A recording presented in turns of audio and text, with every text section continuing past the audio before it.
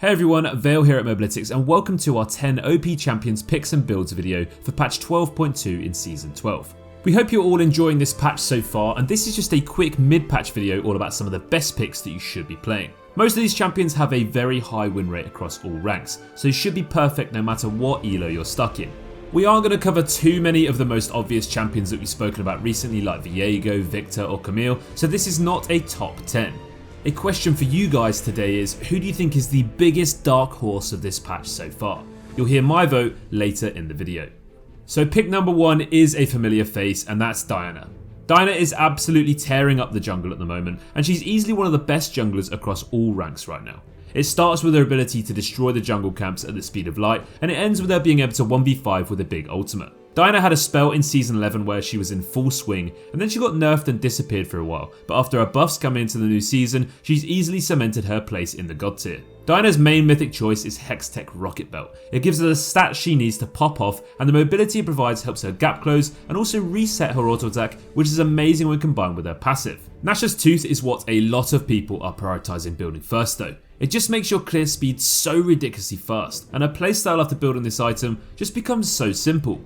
Full clear your jungle from base and gank until it's back up. If you're needing something else to fill the time, take all of the objectives on the map or walk into the enemy jungle and destroy that too. Diana is without doubt going to continue to be one of the best junglers in the game unless she does get nerfed anytime soon. Pick number 2 is Talon, but not in the jungle where we've seen him for so long. He is well and truly back in the mid lane with a vengeance after Riot nerfed his clear speed by a significant amount over the course of a few patches. Talon's jungling was pretty OP because of his ability to farm both jungles at the same time quicker than anyone else, and due to the mobility on his E, he could get to camps in a flash and escape easily if there was ever any sign of danger. The mobility on Talon's E hasn't been touched though, so he can still play around this now he's back in the mid lane. Talon can basically just shove waves and roam all game, and it honestly feels like having a second jungler. Talon really doesn't have too many bad matchups too, and a lot of people expect him to still be in the jungle when you pick him. So he's actually less risky than you may think when it comes to picking him earlier on in the draft too. Plus he absolutely destroys some of the highly contested mid lane picks at the moment like Corki and Twisted Fate. Talon's main rune setup in the mid lane is Electrocute. It gives him that extra burst, and alongside his bleed passive and his ignite, it just offers so much trade and all in potential. Talon's ability to snowball games is like no other mid lane champion at the moment. His ability to kill his lane opponent on repeat and then roam and destroy the rest of the map make him a real winner back in that mid lane. The next champion on this list is Singed, and I did speak about this a little bit already in our recent tier list video. Singed has been very strong for quite some time, but he just has such a low play rate due to being such a niche pick that no one really knows how to utilise him fully. The Predator nerfs a few patches ago did hurt Singed, but actually as the game goes on it really doesn't make a difference. The rune is just so strong on this champion and you simply cannot outrun him, and the next thing you know you've been flung into his whole team and you're dead before you can say please nerf Aurelion Sol. Singed synergy with Demonic Embrace is out of this world too, and the damage it gives him is unreal.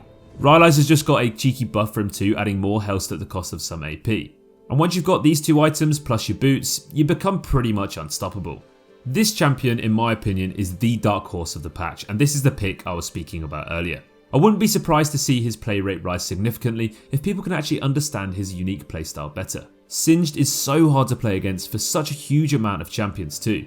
He sprints towards you, shuts down your mobility and flips you back into his allies whilst being borderline unkillable and dealing tons of damage. I don't really know how else I can convince you of this choice. The next champion on this list today is Rengar. So Rengar saw a big boost in play rate after the Chemtech camouflage changes. However, the Chemtech map, Dragon and Soul is now completely gone from the game, so unfortunately all of that hype was for nothing.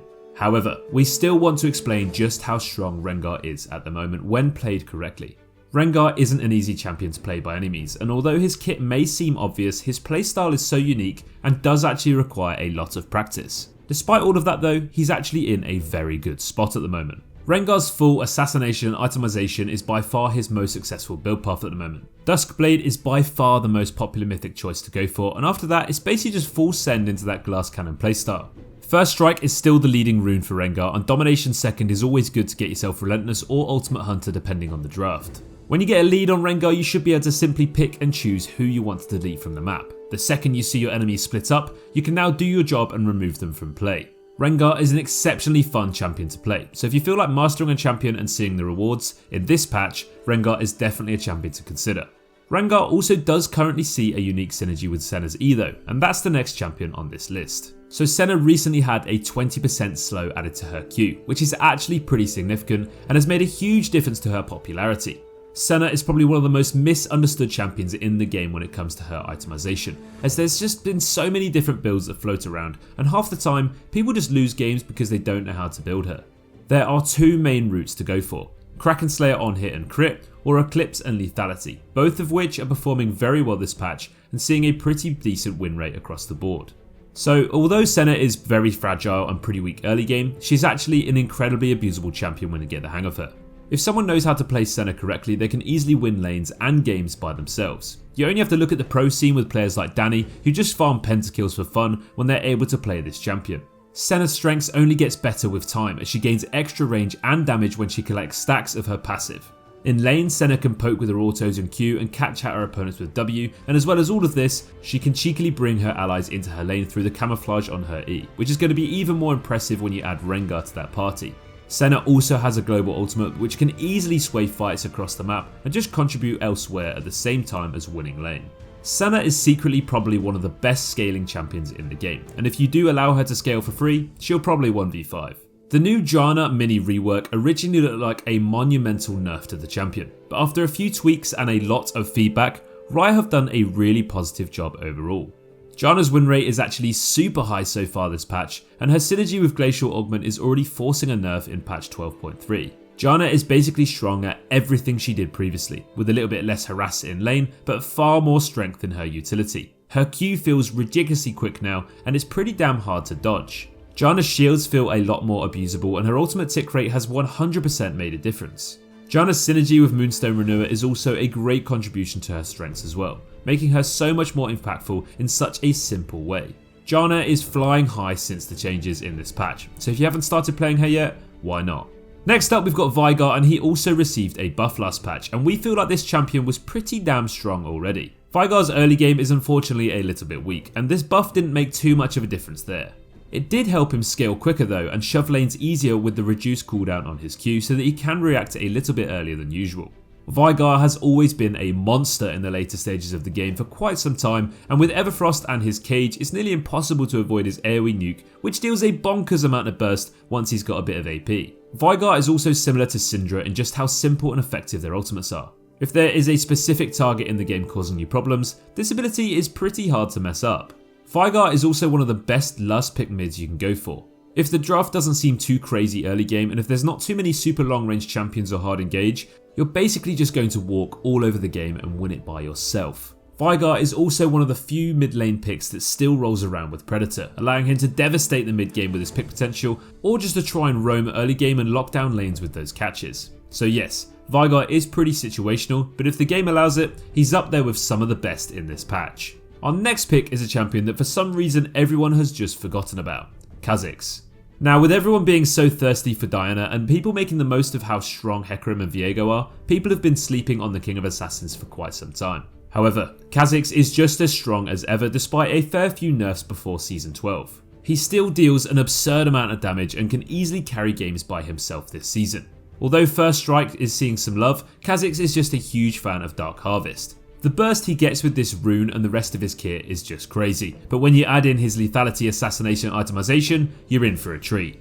Once you get that Ghost Blade and Dusk Blade item spike, you're going to be very hard to shut down. You can also basically evolve whichever abilities you actually prefer playing with at the moment, as no one is really stronger than the others. All play their part and all are situational in different games. The great thing about Kha'Zix at the moment as well is that so many overpowered junglers are overshadowing him, so he's not really getting banned at all, and he's likely not going to get nerfed either. So if you want a jungler that you can almost always get and definitely feel strong enough to carry with, you should 100% consider picking up this champion again.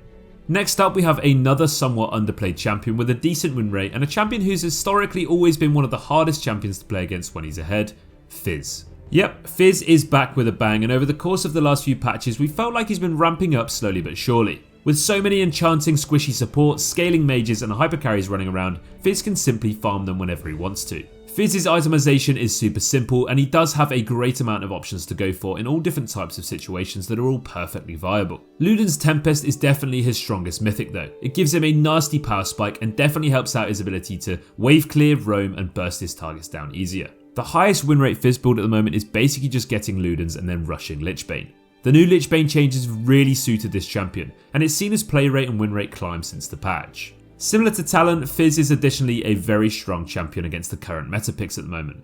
Twisted Fate, Corki and even Victor can't really answer to Fizz's constant burst and all-in potential. We all know what happens when a Fizz gets snowballing, so we're not going to remind you of that and trigger your PTSD. But all we can say is, don't forget about this champion in this patch. The last pick for today is going to be Garen, the ultimate low elo stomping powerhouse with a kit that even my cat could play. Garen is ridiculously simple in his design and incredibly effective at his job. You walk into lane, hit your Q a few times, spin around in circles and then use your ultimate and ignite to win games. It's genuinely as simple as that. Garen is sitting at the highest win rate top laner across all games and all ranks at the moment. Now this does not mean you should main this champion to get challenger, but it does show Garen's overall performance and that he's definitely performing higher than before. The teleport nerfs a few patches ago made a huge difference and allowed Garen to abuse laners with less risk of being punished by his opponent across the map. Now Garen can utilise his oppressive sustain and his ability to win most lanes to ultimately win more games. If you also manage to pair Garen with a champion like Yuumi, you're going to honestly struggle to lose unless you leave your brain cells in bed. The most common build path for Garen at the moment is Stridebreaker Rush into Mortal Reminder. Stridebreaker has been untouched for so long and it just helps Garen lock his enemy into all of his damage and prevents them simply walking away. Conqueror is still the best rune to go for as it's just so easy for him to stack it and abuse it. Overall, there's just not much more to say about this champion, other than in this patch, he's the man in charge. That's going to bring us to the end of this video. We hope you enjoyed it and we hope you agree with our choices. Don't forget to comment below on who you think is the dark horse of this patch. I've been your host Vale here at Mobalytics and as always, take care.